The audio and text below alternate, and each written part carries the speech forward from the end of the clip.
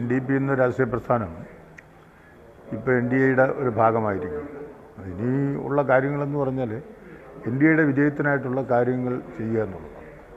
ആ ഒരു ലക്ഷ്യത്തോടെയാണ് ഇനി മറ്റു കാര്യങ്ങളൊക്കെ ചെയ്യുക. NDAയുമായിട്ട് സഹകരിക്കുന്നതിനുള്ള പ്രചോദനം എന്ന് പറഞ്ഞാൽ നിശ്ചയമായിട്ടും NDAയ്ക്കും അതുപോലെ കേന്ദ്ര ഭരണം നടത്തുന്നവർക്ക് മാത്രമേ വികസനപരമായ കാര്യങ്ങൾ എന്തെങ്കിലുമൊക്കെ സാധ്യമാക്കാനായിട്ട് സാധിക്കും. മോദി സർക്കാരിൻ്റെ വികസന നയമാണ്. തീർച്ചയായിട്ടും അത് തന്നെ. മോദി സർക്കാരിൻ്റെ വികസന നയം കൊണ്ട് തന്നെയാണ്. അതിലുപരി രാജ്യത്ത് ജനാധിപത്യ മതേതര മൂല്യം കാത്തുസൂക്ഷിക്കുന്ന ഒരു പാർട്ടി BJP നേതൃത്വം കൊടുക്കുന്ന NDA മുന്നണി തന്നെയാണ്. അപ്പോൾ NDA മുന്നണിയിലേക്ക് ഞങ്ങൾക്ക് വരാനുണ്ടായ പ്രചോദനം പ്രധാനമായും രാജ്യത്ത് ജാതിയുടെയും മതത്തിൻ്റെയും വർഗത്തിൻ്റെയും വർണ്ണത്തിൻ്റെയും അതിർവരമ്പുകളൊക്കെ ലംഘിച്ച് എല്ലാവരെയും ഒരുമയോട് ചേർത്ത് നിർത്തി രാജ്യത്തൊരു സുസ്ഥിരമായൊരു വികസനം ഉണ്ടാക്കുക എന്നുള്ളതാണ് BJP നേതൃത്വം കൊടുക്കുന്ന NDA മുന്നണിയുടെ ലക്ഷ്യം. അതുകൊണ്ടാണ് ഞങ്ങൾ NDAയുടെ ഭാഗമാകാൻ തീരുമാനമെടുത്തത്. മൂന്നാം പിണറായി സർക്കാർ അധികാരത്തിലെത്തുന്നതിന് വേണ്ടിയുള്ള ശ്രമങ്ങളാണ് LDFന്റെ ഭാഗത്തുനിന്നുണ്ടാകുക. UDFും അതുപോലെ തിരിച്ചു വരവിന് വേണ്ടിയിട്ട് ശ്രമിക്കുകയാണ്. അപ്പോൾ ഇതിനിടയിൽ NDAയുടെ പ്രസക്തി എന്താണ്? അവിടെയാണ് NDAയുടെ പ്രസക്തി.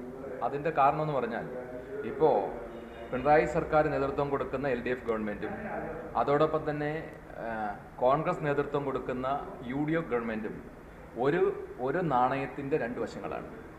അവരെപ്പോഴും ജാതിയുടെയും മതത്തിൻ്റെയും വർഗത്തിൻ്റെയും വർണ്ണത്തിൻ്റെയും പേര് പറഞ്ഞ് അധികാരത്തിലെത്തുകയും ആ വോട്ട് ബാങ്കിന് വേണ്ടി മതേതരത്വത്തെ ഇല്ലാതാക്കുന്ന പ്രവണതയാണ് ഈ പിണറായി സർക്കാർ നേതൃത്വം കൊടുക്കുന്ന LDA ഗവൺമെൻറ്റിനും അതോടൊപ്പം തന്നെ UDF നേതൃത്വം കൊടുക്കുന്ന ഗവൺമെൻറ്റിനും ഉണ്ടാകുന്നത്. അതുകൊണ്ടാണ് NDAയ്ക്കുണ്ടാവുന്ന ഈ സാഹചര്യത്തിലുണ്ടാകുന്ന അതിൻ്റെ പ്രസക്തി എന്ന് പറഞ്ഞത്. കാരണം NDA ജാതിയില്ല, മതമില്ല, വർഗമില്ല, വർണ്ണമില്ല, ഇതിനെയെല്ലാം ഒരേ കുടക്കീഴിൽ, അതായത് മതേതരത്വ ജനാധിപത്യ മുന്നണികളെ ചേർത്ത് പിടിച്ചുകൊണ്ട് രാജ്യത്ത് സുസ്ഥിരമായൊരു വികസനം ഉണ്ടാക്കുക എന്നുള്ളതാണ് NDA മുന്നണിയുടെ ലക്ഷ്യം. SDPI തുടങ്ങി ഒരിക്കലും ആശയപരമായി യോജിക്കാൻ കഴിയാത്തൊരു കാര്യമാണത്.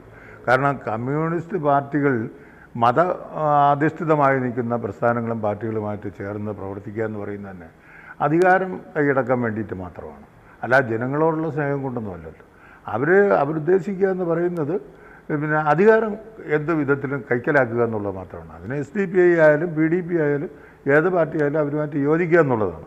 അങ്ങനെ യോജിച്ച കാര്യങ്ങൾ അവർ ചെയ്യുകയാണ്. ഇപ്പം ഈ പ്രകടന പത്രികകൾ ഇലക്ഷനോടനുബന്ധിച്ച് എല്ലാ രാഷ്ട്രീയ പ്രസ്ഥാനങ്ങളും ഇറക്കിയിട്ടുണ്ട്. അപ്പോൾ ഇന്ന് LDFന്റെയും UDFന്റെയും പ്രകടന പത്രിക പുറത്തിറക്കി. അപ്പോൾ അതിനകത്ത് ഒട്ടനവധി വാഗ്ദാനങ്ങളാണുള്ളത്. ഇന്ദിരാ ഗ്യാരണ്ടി UDF വരുന്നു. അതുടനെ 2 ലക്ഷം പേർക്ക് തൊഴിൽ വാഗ്ദാനം ചെയ്തുകൊണ്ട് LDF വരുന്നു. അപ്പോൾ ഈ ഒരു സാഹചര്യത്തിൽ ഇതൊക്കെ എങ്ങനെയാണ്? അത് എൻ്റെ ഉദ്ദേശം എന്ന് പറയുന്നത് നിശ്ചയമായിട്ടും അടുത്ത പ്രാവശ്യം അധികാരത്തിൽ വന്നില്ലെങ്കിൽ UDF എന്ന് പറയുന്ന ഒരു സംഗതി ഇവിടെ ഉണ്ടാവില്ല. അപ്പോൾ അത് മനസ്സിലാക്കി എന്ത് വാഗ്ദാനങ്ങൾ കൊടുത്താലും അധികാരത്തിൽ വരിക എന്നുള്ള ലക്ഷ്യം മാത്രമാണ് അവരുദ്ദേശിക്കുന്നത്. അതിനുവേണ്ടി എന്ത് വിടുപണി ചെയ്യാനും അവർ തയ്യാറാവുകയാണ്, എന്തും പറയുകയാണ്. അതായത് LDFും UDFും ചെയ്യുന്ന ആ രീതിയാണ്. ഇതിലെല്ലാം സർവോപരി ഒരു കാര്യമുള്ളതെന്ന് പറഞ്ഞാൽ ഈ ഇത്രയും കാലം അധികാരത്തിലിരുന്ന കോൺഗ്രസിനെ സംബന്ധിച്ച് ദേശീയ തലത്തിൽ രാജ്യത്ത് അധികാരത്തിരുന്ന ഒരു പാർട്ടിയാണ് കോൺഗ്രസ്. അവരിപ്പോൾ പിന്നെ ഇത്രയും കുറച്ച് കാലമല്ലേ BJP അധികാരത്തിരുന്നുള്ളൂ. കോൺഗ്രസ് ഇരുന്നതിൻ്റെ അത്രയൊന്നും ഇരുന്നിട്ടില്ലല്ലോ. അപ്പോൾ അവരുടെ ഒരു ലക്ഷ്യം എന്ന് പറയുന്നത് വീണ്ടും അധികാരത്തിൽ വരിക, പഴയ രീതിയിലുള്ള മതാധിപത്യവും അതുപോലുള്ള കാര്യങ്ങളൊക്കെ നടപ്പാക്കിയെടുക്കുക എന്നുള്ളതൊക്കെയാണ് അവരുദ്ദേശിക്കുന്നത്.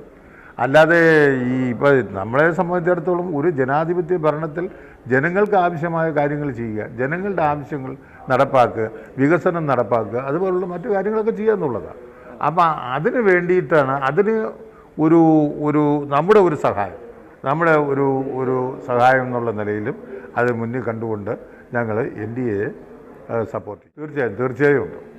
തീർച്ചയായും ഉണ്ട്. പണ്ട് കാലത്ത് കേരളത്തിൽ ആ രീതിയിലുള്ള NDAയുടെ ഒരു വർക്ക് അത്ര മെച്ചമായിട്ട് നടന്നിട്ടില്ല എന്നാണ് ഞാൻ മനസ്സിലാക്കുന്നത്. പക്ഷേ ഇന്ന് അതല്ല സ്ഥിതി. ഇന്ന് കേരളത്തിൽ അധികാരത്തിൽ വരിക എന്നുള്ള ലക്ഷ്യത്തോടു കൂടി പ്രവർത്തിക്കുക. അപ്പോൾ അതിന് ഒരു പിൻബലം നൽകുക. അത് ആ ഉദ്ദേശത്തിലാണ് ഞങ്ങൾ. നേമത്ത് രാജീവ് ചന്ദ്രശേഖരന്റെ വിജയം ഉറപ്പായി, തീർച്ചയായിട്ടും നേമത്ത് രാജീവ് ചന്ദ്രശേഖരന്റെ വിജയം ഉറപ്പാണ്. അത് ഉറപ്പായിട്ടുള്ള കാര്യം. അതിനുവേണ്ടിയുള്ള കാര്യങ്ങളൊക്കെ ഞങ്ങളെ കൊണ്ട് ചെയ്യാൻ കഴിയുന്ന പരമാവധി കാര്യങ്ങൾ ഞങ്ങൾ ചെയ്യും. ഈ കുറച്ച് ദിവസമല്ലേ ഉള്ളൂ. നാഷണൽ ഡെമോക്രാറ്റിക് പാർട്ടി സെക്കുലറിന്റെയും ദേശീയ മുന്നോക്ക സമുദായ ഐക്യവേദിയുടെയും പിന്തുണയും NDയോടൊപ്പമാണ്. അപ്പോൾ അതുകൊണ്ട് നേമത്തുനിന്ന് മാത്രമല്ല, നേമത്തും വട്ടിയൂർക്കാവിലും കഴക്കൂട്ടത്തും NDAക്ക് മുന്നേറ്റം ഉണ്ടാകും. മുന്നോക്ക സമുദായങ്ങളെന്ന് പറഞ്ഞാൽ കേരളത്തിൽ 164 മുന്നോക്ക സമുദായങ്ങൾ കേരളത്തിലുണ്ട്. അതൊരു നിസ്സാര ശക്തിയൊന്നുമല്ല. ഞങ്ങൾ ആ പ്രസ്ഥാനത്തിൻ്റെ ആളുകളെന്നുള്ള നിലയിൽ ഞങ്ങൾ കൊടുക്കുന്ന കാര്യങ്ങളും നിർദ്ദേശങ്ങളും ഒക്കെ അത് കേൾക്കാനും അതനുസരിച്ച് പ്രവർത്തിക്കാനും ഇവിടുത്തെ മുന്നോക്ക സമുദായങ്ങൾ എല്ലാ കാലത്തും തയ്യാറായിട്ടുണ്ട്. ഇനിയും തയ്യാറാകുമെന്ന് ഞങ്ങൾക്ക് പൂർണ്ണ പ്രതീക്ഷയുണ്ട്. അതുകൊണ്ട് തന്നെ ഇതെല്ലാം NDAയ്ക്കും BJPയുടെ സ്ഥാനാർത്ഥികൾക്കും ഗുണകരമാകുമെന്ന് ഞങ്ങൾ പൂർണ്ണമായി വിശ്വസിക്കും. മാത്രമല്ല NDP സെക്കുലർ NDP എന്ന് പറയുന്നത് സെക്കുലർ മനോഭാവമാണ്, സെക്കുലറിസമാണ്. എല്ലാ മതവിഭാഗത്തെയും ചേർത്ത് പിടിച്ചുകൊണ്ടാണ് NDP സെക്കുലർ പോകുന്നത്. അതുകൊണ്ടാണ് ഞങ്ങൾ NDAക്ക് പിന്തുണ കൊടുത്തത്. അതുകൊണ്ടാണ് NDA മുന്നണിയുടെ അസോസിയേറ്റ് മെമ്പറാക്കാൻ കഴിഞ്ഞത്. അതാണ്.